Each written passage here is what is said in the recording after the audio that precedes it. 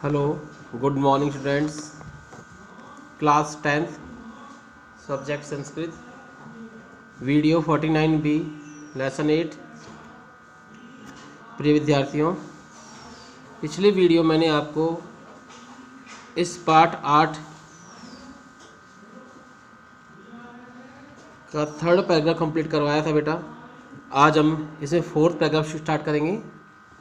देखिए, तो जब वह उस बीरमा की जो माँ थी वो उस अकाल से पीड़ित होकर और बीमारी कारण उस बच्चे को अकेला छोड़कर, यानी कि 16 वर्ष की उम्र थी इस बालक की, बीरमा की, और उस बालक को छोड़कर स्वर्ग सिधार गई, यानी उनकी मृत्यु हो गई।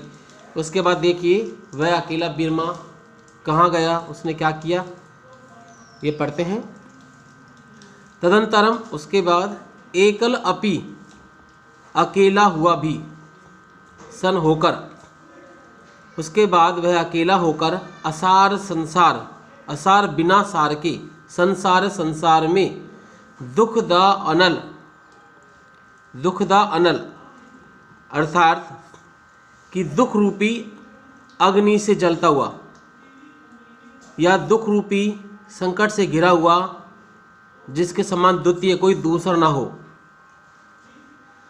क्षुधित पिपासित, भूखा और प्यासा, बीरमा उत्तरस्याम, उत्तर दिशि दिशा में, अज्ञाते अनजान, पथि रास्ते पर या मार्ग पर, आहिंडमान है, आहिंडमान होता है भटकता हुआ, पंजाबे, पंजाब में, पंजाब के फिरोजपुरम, फिरोजपुर प्राप्त पहुंच गया या पहुंचा। उसके बाद अकेला होकर बिना सार वाले संसार में, जिसके समान कोई और दूसरा दुखी ना हो, यानी कि अत्यंत दुखी, वह बीरमा भूखा और प्यासा उत्तर दिशा में अनजान रास्ते पर भटकता हुआ पंजाब के फिरोजपुर में पहुंचा।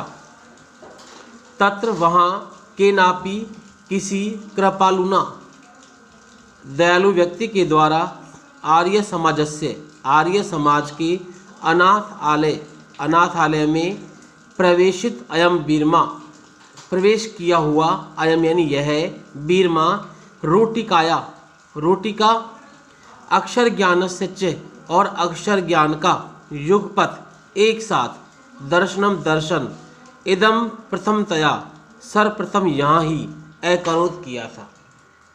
अर्थात फिरोजपुर के अंतर्गत या फिरोजपुर में किसी दयालु व्यक्ति के द्वारा आर्य समाज के अनाथ आश्रम में प्रवेश कराए हुए उस बीरमा ने रोटी और अक्षर का ज्ञान दोनों के दर्शन एक साथ यहीं किए थे। अयमेव, यह ही, एकस्य एक, पशुचारकस्य, पशु चराने वाले का, महापुरुषोत्तम प्रति, महापुरुष बनने की यात्राया, यात्रा का प्रस्थान बिंदु आसीत, प्रस्थान बिंदु था या प्रस्थान चरण था। यह ही एक पशु चराने वाले का महापुरुष बनने की यात्रा का प्रथम बिंदु था, यानी कि वह एक पशु चराने वाले से महापुरुष कैसे बना, इसकी शुरुआत यहीं हुई थी। अत्र, यहाँ, तस्य, उसके, हृदय में, संस्कृत अध्ययन इच्छा, संस्कृत के अध्ययन की इच्छा, अंकुरितः, उत्पन्न हुई या शुरू हुई। यहाँ ही उसके हृदय में संस्कृत के अध्ययन की इच्छा शुरू हुई। जिज्ञासिते सति, जानने पर, कथितम कहा, यानी जिज्ञासिते, जानने वाले के द्वारा, कथितम कहा गया, यत की जाटस्य त्वम, तो तव जाटस्य, तुम जाट के लिए, संस्कृतम संस्कृत, क्वै सुलभम, कहाँ सरल है। जानने वाले के द्वारा किस कहा गया कि तुम जाट के लिए संस्कृत कहाँ सरल है, मतलब तुम जाटों के लिए संस्कृत बहुत कठिन है। यानी कि संस्कृतम इच्छसी चेत सादुर्भव, तो उसने कहा संस्कृतम इच्छसी, यदि संस्कृत चाहते हो, चेत यानी यदि, यदि संस्कृत चाहते हो या संस्कृत पढ़ना चाहते हो तो साधु भव, साधु बन जाओ। तो किसी जानने ने कहा कि यदि तुम संस्कृत पढ़ना चाहते हो या संस्कृत सीखना चाहते हो तो तुम साधु बन जाओ। तद अनु उसी अनुसार 1961 तमे विक्रमावदे 1961 विक्रम संवत में 1904 ईस्वी में फाजिल्का नगर में संस्कृतम अध्येतुम संस्कृत का अध्ययन कराने वाले अध्येतुम तो संस्कृत पद्धति में होता है पढ़ने के लिए, तो संस्कृत पढ़ने के लिए उदासी संप्रदाय के स्वामी कुशल दास का शिष्य साधुत्वम च और